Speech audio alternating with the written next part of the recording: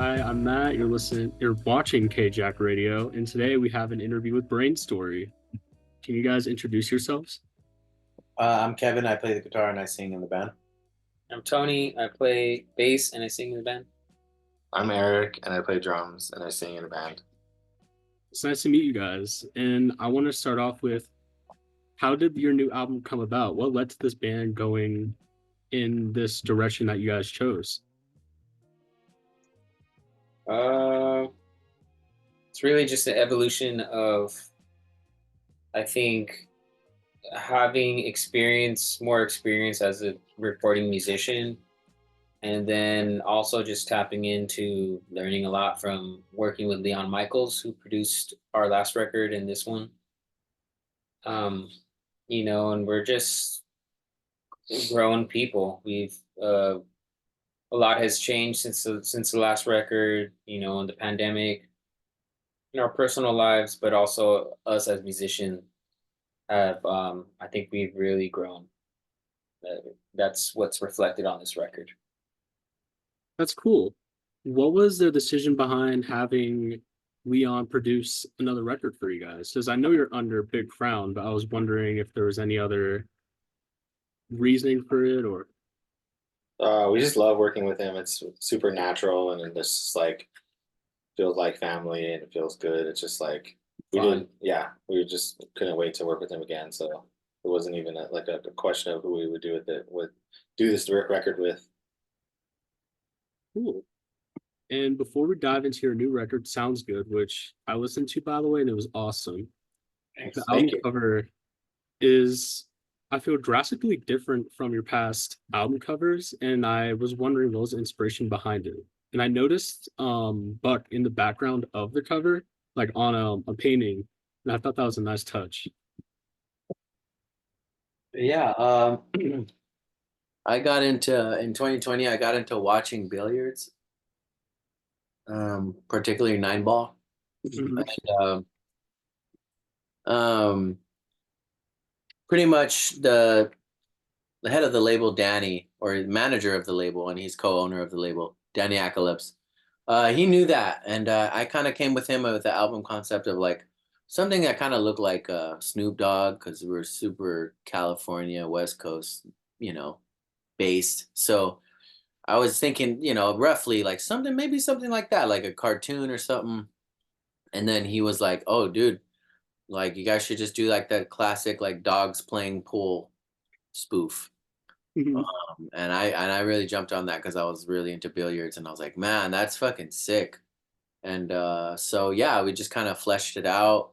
Um, Greg Lefevre did the artwork for it, and he's an amazing airbrush artist out of New York City that the label hooked us up with, and he killed it. So yeah, it just kind of came together. Some of the other album art, like the back cover, was sourced from like old magazines and stuff like that. That's really cool. So on the intro of the album, Nothing But You set the tone with some really groovy rhythms and like really soothing drums, really calming. I really enjoyed it, and I was just wondering how did this track come to be?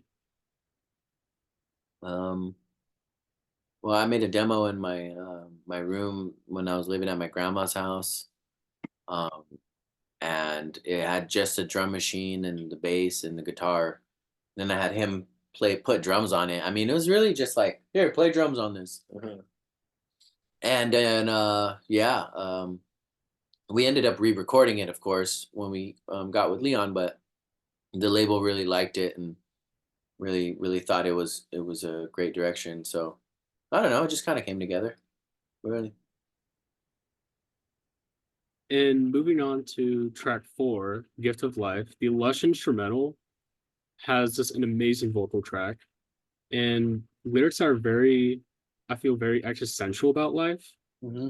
And I was wondering for a band coming from a jazz background, which is more important for you guys in a song, the instrumental or vocals, like on a track? I mean, for me, it's got to be both Yeah, for both. it to be good. Yeah. You really can't sing, you know, and feel. I mean, it's all got to come into place, and it's all got to fit together like a puzzle. So if one's lacking, you're not going to be able to get the best out of the whole thing. You know. Yeah, The track's not that great. It's not going to inspire him to sing that well. cool. And on the track Hanging On, which has a Clairo background vocal, I felt like it was such a great contribution to the song. I feel like the voices just mesh so well, especially with the instrumental. And I was wondering whose idea was it to have Clairo on that song? Hers. Yeah. Yeah. Yeah, Really? for the most part. Yeah, she was just coming to hang out with us when we were in New York. She's a good friend of Leon Michaels and us now. So she whenever we're over there recording records, she comes through and hangs out. So she was there and she was like, I want to sing on something. So we're like, all right, sing on this. Hey, Go right ahead. Very natural. Yeah. Spur of the Yeah. moment, It's just spur of the moment, you know. friends the having homie. fun in the studio. That's really cool. That's really cool how that happened. Yeah. Um, for Too Young, it's a very passionate song. It deals with some very tough topics that aren't really discussed that much in music. And I was wondering how tough was it to write this song and what does it mean to the band? Uh I wrote it. I got COVID after our first tour after the pandemic. And I don't know. I guess the more emotionally charged songs don't really take a struggle to write. I wrote it when I had COVID in my room in quarantine, and uh, I just found like a photo booth video of me doing it. I don't know why I used photo booth, but I needed to like just like record it, and I don't know why I didn't use my phone, but I found a video of it of me performing it for the first time. Oh, really? Yeah, like Crazy. yes, the lyrics are slightly different. The Oh, yeah. structure's not even the same, but Yeah. it's all pretty much the same Huh. song. But yeah, I don't know. That kind of stuff just falls out and falls into place. It doesn't really. I didn't really think about it very much because some songs on this album I did think about a lot. You know. Yeah, Um, um, That one like flowed out of you. that one was super natural. Hanging on too. Hanging on is another just like I just shit out a demo. And, Like, emotions just kind of Yeah. came out freely. yeah.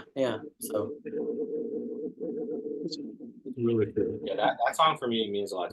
So knowing Kevin, he's gone through and stuff. The song is emotional for me. It's like one of my favorite songs I've done. Like I really love that song. That was definitely one of my favorites on the first listen. I really like that song. Yeah, that's a crier. Moving on to track 11, Sweet and Lovely. Kevin sings really confessional lyrics to the occasion. There's nothing wrong with letting go. The songwriting on this album is just, it's excellent. I love it. And I was wondering what the process was for writing songs like this.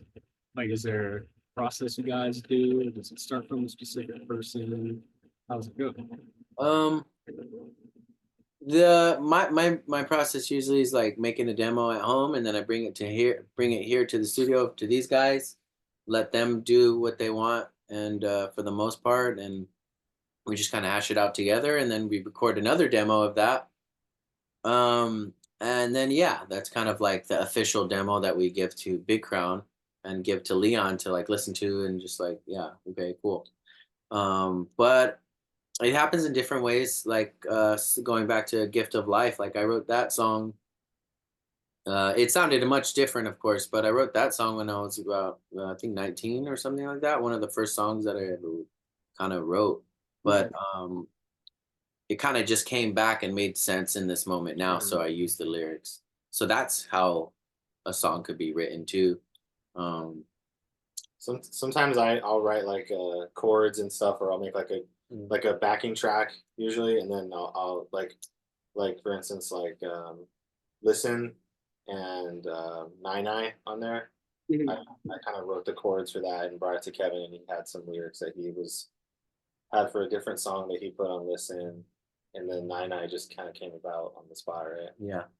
Well, Nine I had Oh, that written already. Yeah, I wrote a yeah. whole song. So kind of there's different, and then Tony writes his own songs too. Usually it's like he'll come with a fully Fleshed out song. he'll have like the lyrics all written, and then we'll like kind of figure the groove out in the studio. And like the song I'll be on there, Sony song. Yeah. In the outro to the album, Rialto Wins. It's the instrumental piece. It's a short 90-second instrumental song. And I was wondering, what does Rialto mean to you guys? How has it impacted your sound? It's just kind of, I kind of think of because it's not just Rialto, it's the Inland Empire for sure. Yeah. But Rialto is where me and my brother lived and for most of our lives. And I think just like, I don't know, most people we grew up around didn't really like Rialto or didn't really, and I get it too. It's like, yeah, it's like nothing really to do or anything like that. But it kind of fueled us to be creative, to entertain ourselves and our friends. And that's kind of like where I feel like Rialto is like the creative home, like the creative source for me and my brother. And so yeah, it has a lot to do with it. But I think when it comes to mentioning the Rialto, the IE in this record, it's mostly out of like nostalgia because our parents like sold their house from out there. So I'm kind of reminiscing a lot about that on this record, and kind of just trying to paint the picture of what I remember it being like for myself to, and others that are from there to like know what it's, just to remember what it's like being out there. Rialto Winds being a song like that. It's called Rialto Winds because it's just, that was like I moved out of Rialto. It wasn't as windy everywhere else kind of thing. It's like a staple of the area for me. It just kind of, I don't know, I'm reminiscing a lot about that. Totally get that. And I think it's really, I remember when I first met Kevin, I was driving a minivan, and I would drive out to Rialto from where I was, just like 25 minutes away, and the winds would be hitting me. It would be like almost tilting my car. You could feel it like going. Yeah, super strong. Yeah, Gets crazy out there. definitely ravages the neighborhoods. Yeah. Wooden fences just blown All away. the trees. Trees are falling and all that.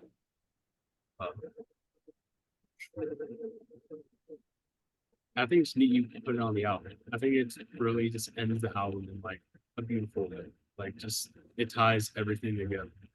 Nice. Thank you. Thank you. And to end our interview, I was wondering from each of the members, what was your favorite song off the new album?